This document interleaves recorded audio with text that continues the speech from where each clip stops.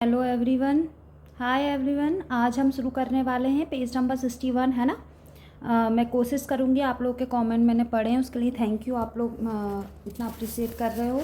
मैं कोशिश करूँगी कि इस वीक में आपका पूरा जो 82 पेज हैं कंपैरेटिव स्टडी वो मैं कंप्लीट करवा दूँ, चाहे मैं फिर एक एक दिन में 5-5 पन्ने आपको कंप्लीट करवा दूँगी। मैं एक्चुअली इतना जल्दी इसलिए नहीं बढ़ रही थी क्योंकि जो एक्स्ट्रा पॉइंट मैं लिखवाती हूँ वो फिर मुझे भी टैली करना पड़ता है कि हाँ ये किस ईयर में आए हैं, एक्स्ट्रा वो नहीं है, तो थोड़ा वर्क उसमें लग जाता है। पर मैंने अब कंप्लीट कर लिया है तो इस वीक मोस्ट प्रॉबेबली हम लोगों का हो जाएगा। ठीक है, देखो अब जो हम 61 पन्ने पे आए हैं ये इस पे देखते हैं। यहाँ तक कर लिया था हम लोगों ने भग्न की सामान्य लक्षण। तो सबसे पहले तो भग्न कहाँ दिए गए हैं, रेफरेंस लिख लीजिए, सुश्रुत निदान स्थान अध्याय 15 के 7वें श्लोक में दिए गए हैं। भग्न जो है ना दो प्रकार के होते हैं, संधि मुक्त और दूसरा है आपका कान भग्न। संधि मुक्त कितने होते हैं? 6 होते हैं। कान भक्त कितने होते हैं? 12 होते हैं। ठीक है, तो ये सबसे पहले इंपॉर्टेंट है, ये इसलिए क्योंकि बेसिक तो आपको पता होना चाहिए ना, उसके बाद ही तो अपन आगे बढ़ेंगे। अब जो है सामान्य लक्षण, ये बहुत इंपॉर्टेंट है। शल्य के टॉपिक में जो सबसे इम्पॉर्टेंट टॉपिक में आता है तो फ्रैक्चर आता ही है ना। मॉडर्न में भी फ्रैक्चर इंपॉर्टेंट होता है और आयुर्वेद में भग्न इंपॉर्टेंट होता है। तो सबसे पहले उत्पिष्ट, उत्पिष्ट का लक्षण देख लीजिए, दोनों पार्श्वों में पीड़ा होना और रात्रि में विशेष पीड़ा होना। तो इसके लिए जो कोटेशन आया है वो आता है, नाना प्रकार वेदना रात्रो प्रादुभंती। ठीक है, इस टाइप से रेफरेंस आया था एक बार। ये किसके लिए? तो ये उत्पिष्ट के लिए। तो देखो नाना प्रकार वेदना, नाना से याद रखना, नाना उठते हैं 2 बार रात्रि में। ठीक है, रात्रि में 2 बार उठते हैं नाना। तो उत्पिष्ट नाना प्रकार की वेदना होती है और रात्रि में प्रादुर्भाव होता है। ठीक है, उभय तो सोफा, ठीक है, उभय ता सोफा वेदना प्रादुर्भाव, इस टाइप का कुछ कोटेशन आता है। तो उभय सोफ मतलब दोनों पार्श्वों में पीड़ा होती है। तो जो नाना जी हैं वो उभय मतलब 2 बार उठते हैं, कहाँ? रात्रि में। ठीक है, इस टाइप से कोटेशन याद कर लीजिए तो उत्पिष्ट से आपको याद आ जाएगा। आप मेरी बात से ही आपको याद आ जाएगा, उसका हेडेक मत लो। विश्लिष्ट, विश्लिष्ट में क्या होता है? अल्प सोफ होगा और सतत वेदना रहेगी। मैं बार बार कह रही हूँ, इसके जो कोटेशन हैं, जो शब्द हैं, उन्हें पकड़िए। उभय सोफ किस में होता है, रात्रि में वेदना किस में होगी, सतत वेदना किस में होगी, इसी टाइप के क्वेश्चन आते हैं, है ना। हल्के में मत लीजिए इसको। तो अल्प सोफ होगा, सूजन तो कम रहेगी पर कंटिन्यूस पेन रहेगा विश्लिष्ट में। ठीक है, और इसमें एक और शब्द आता है वेदना सातत्य और संधि विक्रिया। यहाँ लिख लीजिए संधि विक्रिया। इसका हिंदी से ज़्यादा जो सुश्रुत में से कोटेशन आती है ना वो संस्कृत की उठ के आती है। जैसे अल्प सोफ होना, वेदना सातत्य, ये किस में होता है? तो वेदना सातत्य किस में होगा? विश्लिष्ट में होगा। सतत वेदना रहेगी और संधि विक्रिया रहेगी। ठीक है, अब आता है विवर्तित। विवर्तित में इसमें बोला है विषमांगता और वेदना, है ना। तो ये ठीक है, और इसमें और ऐड कर लीजिए। और क्या है विवर्तित में? तो देखो विवर्तित में लिखिए पहले, संधि पार्श्वगमनात् विषमांगता वेदना चा। संधि के एक पार्श्व में चले जाने से अंग में विषमता हो जाएगी और वेदना होगी। किसका? संधि पार्श्व आगमनात्, संधि के पार्श्व में चले जाने से विषमांगता, ठीक है, और वेदना दोनों हो जाएगी। ये किसके लिए आया है? विवर्तित के लिए आया है। ठीक है, अतिक्षिप्त, अतिक्षिप्त में दे दीजिए दोनों संधियों का दूर दूर हो जाना। तो इसमें जो कोटेशन आया है ना वो लिखिए, संध्या अस्थनों अतिक्रांता वेदना चा। ठीक है, संधि और अस्थि अतिक्रांत हो जाएंगे, दूर दूर हो जाएंगे, जिसके कारण क्या होगी? वेदना हो जाएगी। अवक्षिप्त क्या होता है? अवक्षिप्त में संधि विश्लेष और तीव्र वेदना होती है। ठीक है, विश्लेष से अवक्षिप्त याद रखिएगा। तिर्यक में क्या होता है? अस्थि का एक पार्श्व गिर जाना, एक पार्श्व गिर ही जाएगा।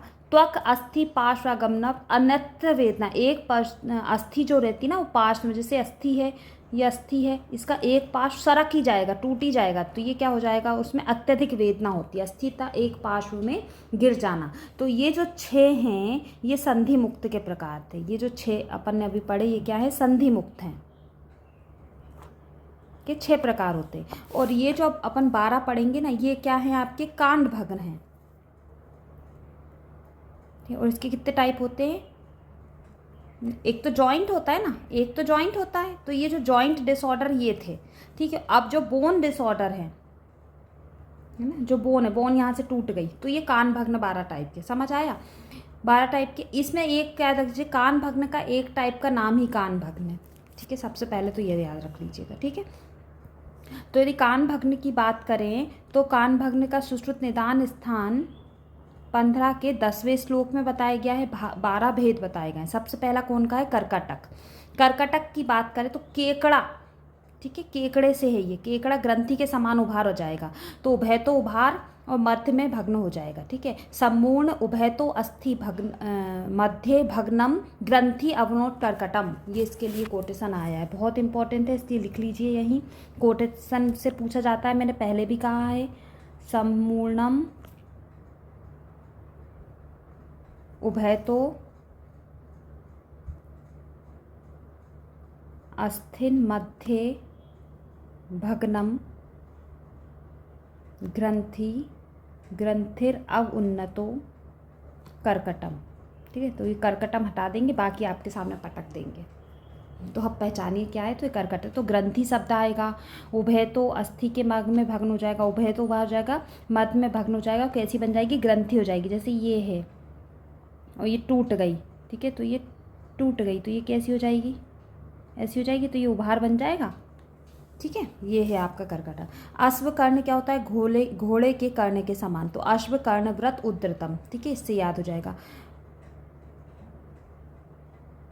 पिच्छित में आ जाएगा पिच्छित प्रथुता गत अल्प सोफम, ठीक है, प्रथु हो जाएगी और अल्प सोफ हो जाएगा, तो इसके लिए लिख लीजिए प्रथुथा गत अनल्पम सोफम, ठीक है। अल्प सोफ कौन सा होता है? पिच्छित में होता है। अस्थि छल्लित की देखा जाए, अस्थि छल्लित में जाएगा पार्श्वयो अस्थि हीनोदकम अस्थि छल्लितम, एक पार्श्व ऊंचा हो जाएगा, एक नीचा हो जाएगा, ये एक ऊंचा हो जाएगा और एक नीचा हो जाएगा, ये अस्थि छल्लित है। तो इसके लिए जो कोटेशन है वो लिखिए, पार्श्वयो अस्थि हीनोद उद्गतम अस्थि छल्लितम, ठीक है। कान भग्न की बात करें तो हिलाने पर वेलते प्रकंपमान, इसके लिए जो शब्द आया है वो आया है वेलते प्रकंपमान, ये इंपॉर्टेंट है, ठीक है। हिलाने पर कपकपी होगी, तो वेलते प्रकंपमान कान भग्न होता है। मज्जानुगत क्या हो जाएगा? अस्थि में अस्थि का प्रवेश होना, अस्थयो अवयवो अस्थि मध्यम अनुप्रविश्यति, ठीक है। इसके लिए जो कोटेशन आया है वो लिखिए, अस्थयो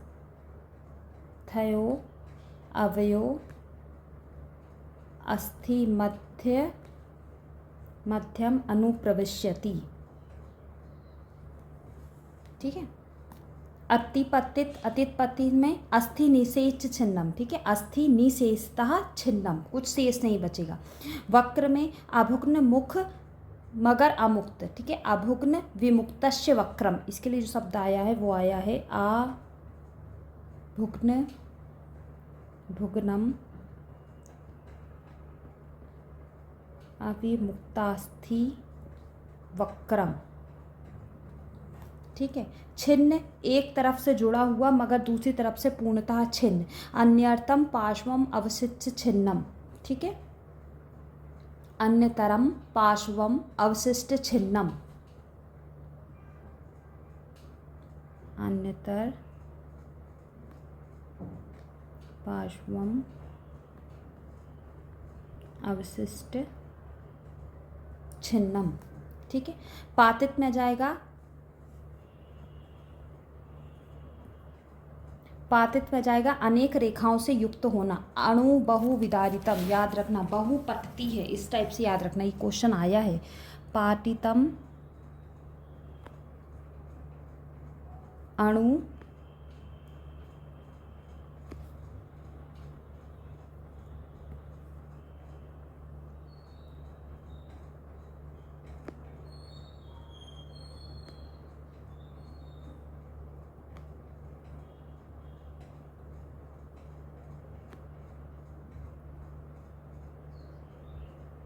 अनु बहु विदारितम वेदनाश, ये आया है, तो बहु पटती है से याद रखना, ठीक है। स्फुटिक के लिए आता है सुखपूर्ण अध्यमान से युक्त, सूख पूर्ण अध्यमान से युक्त, सूख पूर्णम अभिवाद विपुल स्फुटिकम स्फुटम मिति। तो ये सूख पूर्ण से याद रखिएगा, ठीक है। एक जो भूल गए ना वो है चूर्णित। देखो 11 ही होंगी ये, 1 2 3,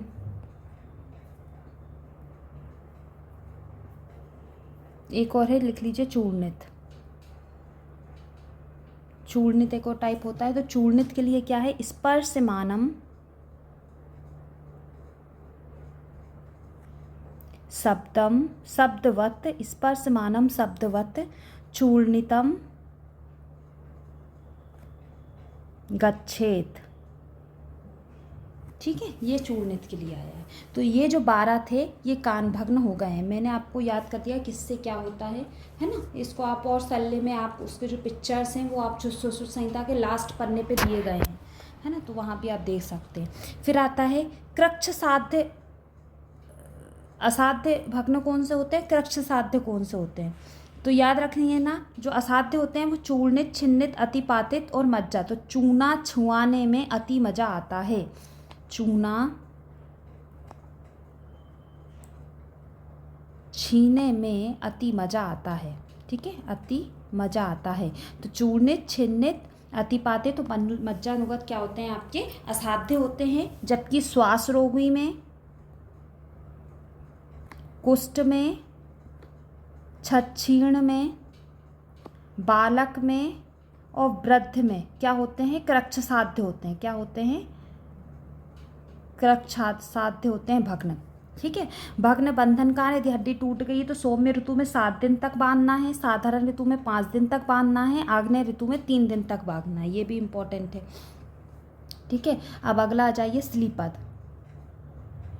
श्लीपद की बात की जाए तो श्लीपद सबसे पहले कहाँ बताया गया है, श्लीपद का जो रेफरेंस है वो सुश्रुत चिकित्सा स्थान अध्याय 20 में बताया गया है, ठीक है। तो वातज, पित्तज, कफज 3 प्रकार के श्लीपद होते हैं। तो इसमें सिराभेद का वर्णन किया गया है। वातज श्लीपद में दाह कर्म श्रेष्ठ होता है। सबसे पहले तो दाह कर्म क्या बताया गया है, श्रेष्ठ बताया गया है, किसमें, वातज श्लीपद में। और कहाँ, गुल्फ के 4 अंगुल ऊपर, ठीक है, 4 अंगुल ऊपर।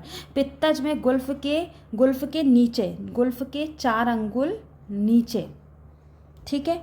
और किसके समान, पित्तज अर्बुद और विसर्प समान चिकित्सा बताई है। पित्तज विसर्प के समान ट्रीटमेंट बताया है, ठीक है। कफज में अंगुष्ठ की प्रसिद्ध सिरा पर, ठीक है, यानी छिप्र मर्म जो रहता है अपना, छिप्र मर्म के 4 अंगुल नीचे, ये वाला क्वेश्चन आया है, ठीक है। और क्या करना है, और इसमें मधुयुक्त कसायपान, मधुयुक्त कसायपान एक बार क्वेश्चन आया है। मधुयुक्त कसायपान किस में बताया गया है, तो मधुयुक्त कसायपान कफज श्लीपद में बताया गया है। ये क्वेश्चन आया है, बहुत इंपॉर्टेंट है, ठीक है। जो मैं पॉइंट बता रही हूँ वो यार कहीं ना कहीं आए हुए हैं, तभी मैंने नोट करे थे, ठीक है। सन्निपातज ग्रंथि, वृद्धि, अर्बुद, अधिमंथ नहीं होते। क्या नहीं होते, सन्निपातज ग्रंथि, वृद्धि, अर्बुद और अधिमंथ नहीं होते हैं, याद रखना। सन्निपातज ग्रहणी होती है मगर सन्निपातज प्रवाहिका नहीं होती है, ठीक, क्या चीज़ नहीं होता है। और एक और इम्पॉर्टेंट, जगत विदित पित्तज गलगंड नहीं होता है ना, पित्तज गलगंड नहीं होता है। अब आता है कुछ प्रमुख रोगों के प्रमाण बताए हैं, किसके अनुसार, सुश्रुत के अनुसार। सुश्रुत के अनुसार कुछ प्रमुख रोगों के प्रमाण बताए गए हैं, आइए देख लेते हैं। तालु पुटपुट और तालु पुटपुट और कदर और लगण, और क्या, लगड़ एक और ऐड कर लीजिए। तो इसको LKT ज्वेलर से हमारे यहाँ एक, तो उससे याद रख लीजिए LKT, L यानी क्या हो जाएगा आपका, लगड़, कदर, तालु पुटपुट कितने प्रमाण के होते हैं, कोल प्रमाण के होते हैं। कंठ सालु कोलास्थि प्रमाण का बताया गया है, जबकि गिलायु, अपची, आमलकी प्रमाण की बताई गई है। GAA गिलायु और अपची किस प्रमाण की बताई है, आमलकी प्रमाण की बताई गई है, ठीक है।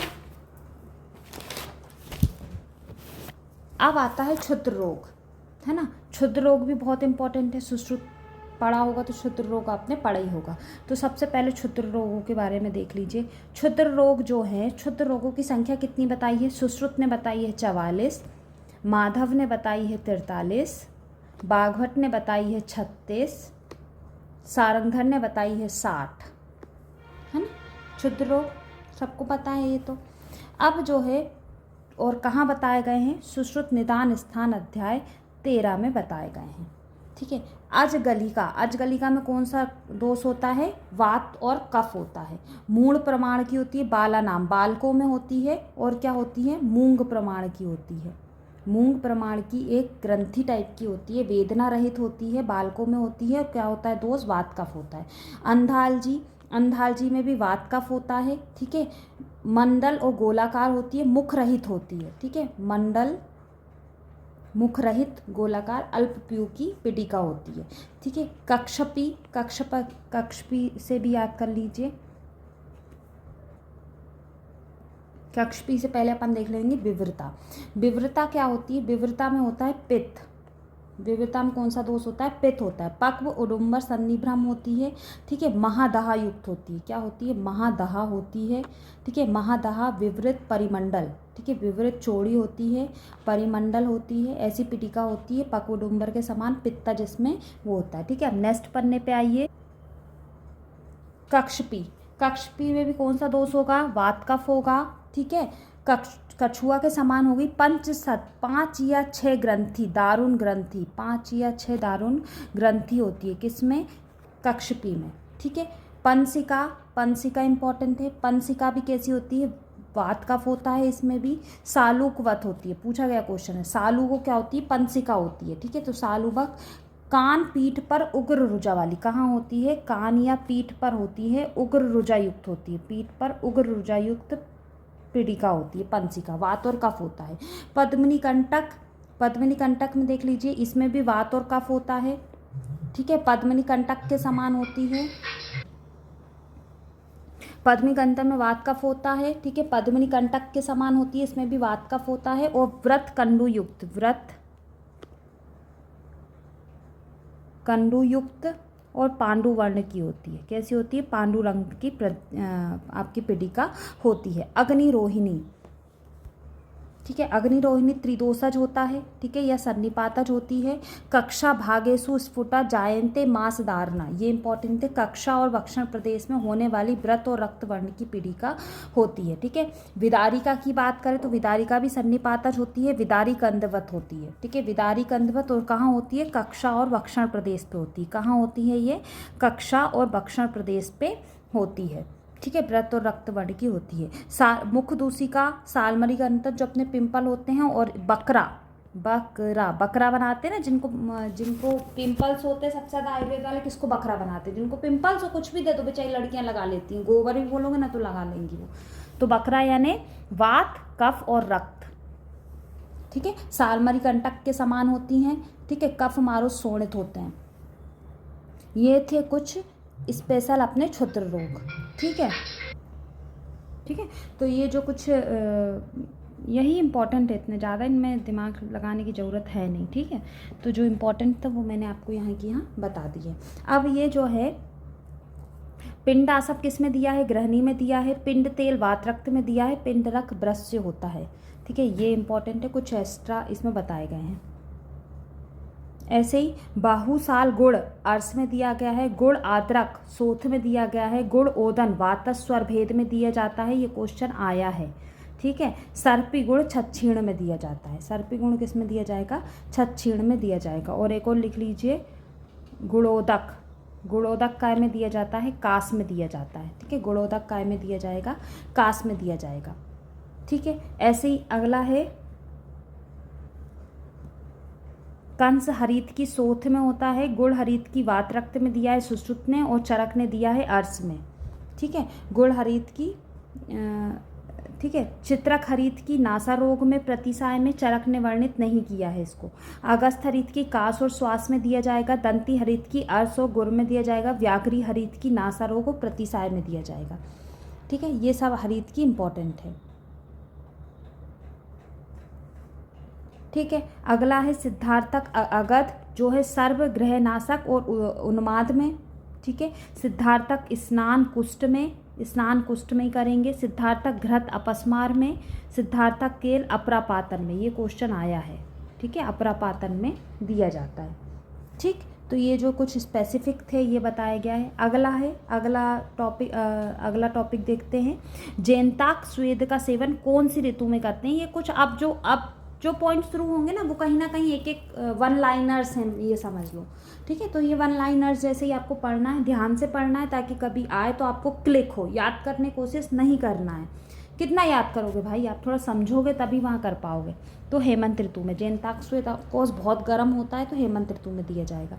चक्रपाणी के मतानुसार मृदु मध्य तीक्ष्ण वीर्य वाले द्रव्यों की मात्राएं, जैसे तीक्ष्ण वीर्य है किसी का तो 1 कर्स मात्रा में, मतलब 1 कर्स यानी आधा पल।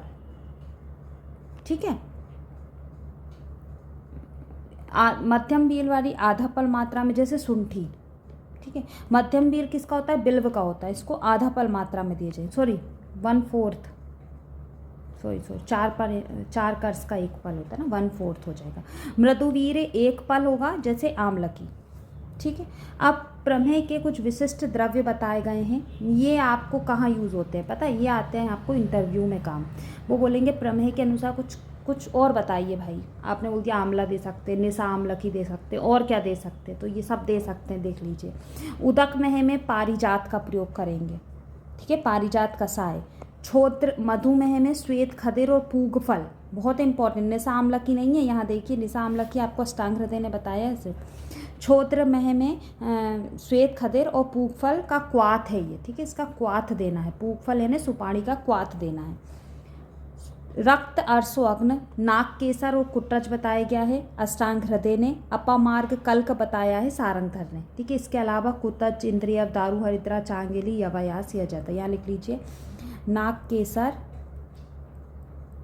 और कुटच किसने बताया है? अष्टांग हृदय ने। और अपामार्ग कल्क को रक्त अर्शअग्न किसने बताया है? सारंगधर ने। ठीक है, ऐसे ही शुष्क अर्शअग्न या वात अर्शअग्न क्या बताए गए हैं? चित्रक, भल्लातक, सूरन, महानिम्ब, अतिविसा और बिल्व। तो शुष्क अर्श में देख लीजिए, शुष्क अर्श में देखिए नाक केसर और कुटच बताए हैं अष्टांग हृदय ने। सॉरी, शुष्क अर्श में भल्लातक और चित्रक ना, भला चित्र सूखा, भल्लातक और चित्रक बताए हैं अष्टांग हृदय ने। और तक्र बताया है चरक ने। ठीक है, देखो ये जो उदक में पाए जाते हैं ना, आप यदि प्रमेय चैप्टर पढ़ेंगे सुश्रुत में तो उसमें हर मह का दिया गया है कि हर मह में कौन सा क्वाथ देना है ना। तो इसमें कुछ स्पेसिफिक क्वाथ और लिख लीजिए, जैसे इक्षु मह में देना है बेजंती का क्वाथ, है ना। सुरा मेह में देना है निम्ब का क्वाथ। लवण मेह में देना है पाठा का क्वाथ, पाठा और अगरू का। ये कुछ कभी ना कभी क्वेश्चन आए हैं तो आप लिख लीजिए। विशिष्ट क्रमी अग्नि बहुत इंपॉर्टेंट है ना, इंटरव्यू के टाइप से भी बहुत इंपॉर्टेंट है। गडुपथ क्रमी में क्या क्या दिया जाएगा? पलाश, बीज, बिडंग, चोहार, पारिभद्र और इंद्रिय। ठीक है, तो इसका सिंपल याद कर लीजिएगा, पवई, चोहार।